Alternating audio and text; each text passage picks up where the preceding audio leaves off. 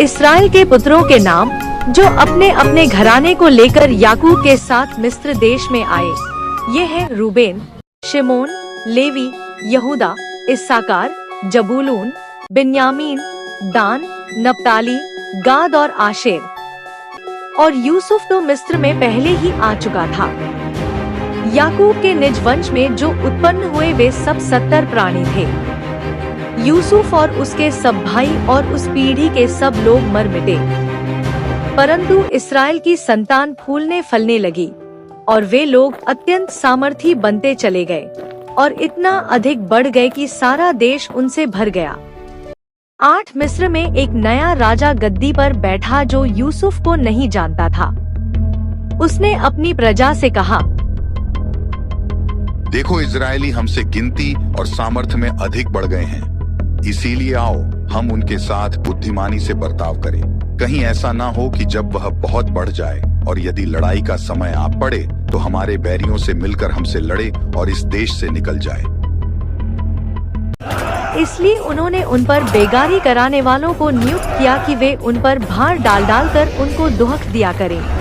और उन्होंने फिरौन के लिए पितोम और रामसेस नामक भंडार वाले नगरों को बनाया। जो जो वे उनको दुहक देते गए, त्यों त्यों वे बढ़ते और फैलते चले गए। इसलिए वे इसराइलियों से अत्यंत डर गए।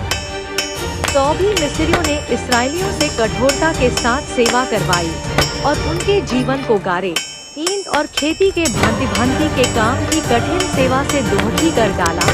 जिस किसी काम में वे उनसे सेवा करवाते थे उसमें वे कठोरता का व्यवहार करते थे। शिप्रा और पुआ नामक 2 इब्री धाइयों को मिस्र के राजा ने आज्ञा दी, जब तुम इब्री स्त्रियों को बच्चा उत्पन्न होने के समय प्रसव के पांथरों पर बैठी देखो, तब यदि बेटा हो तो उसे मार डालना और बेटी हो तो जीवित रहने देना।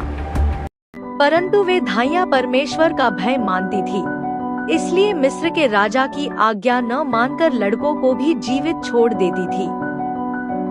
तब मिस्र के राजा ने उनको बुलवाकर पूछा, तुम जो लड़कों को जीवित छोड़ देती हो तो ऐसा क्यों करती हो? धाइयों ने फिरौन को उत्तर दिया, इब्री स्त्रियां मिस्री स्त्रियों के समान नहीं हैं। वे ऐसी फुर्तीली हैं कि धाइयों के पहुंचने से पहले ही उनको बच्चा उत्पन्न हो जाता है। इसलिए परमेश्वर ने धाइयों के साथ भलाई की और वे लोग बढ़कर बहुत सामर्थी हो गए। इसलिए कि धाइयां परमेश्वर का भय मानती थी, उसने उनके घर बसाए। तब फिरौन ने अपनी सारी प्रजा के लोगों को आज्ञा दी, इब्रियों के जितने बेटे उत्पन्न हो उन सभी को तुम नील नदी में डाल देना और सब बेटियों को जीवित रहने देना।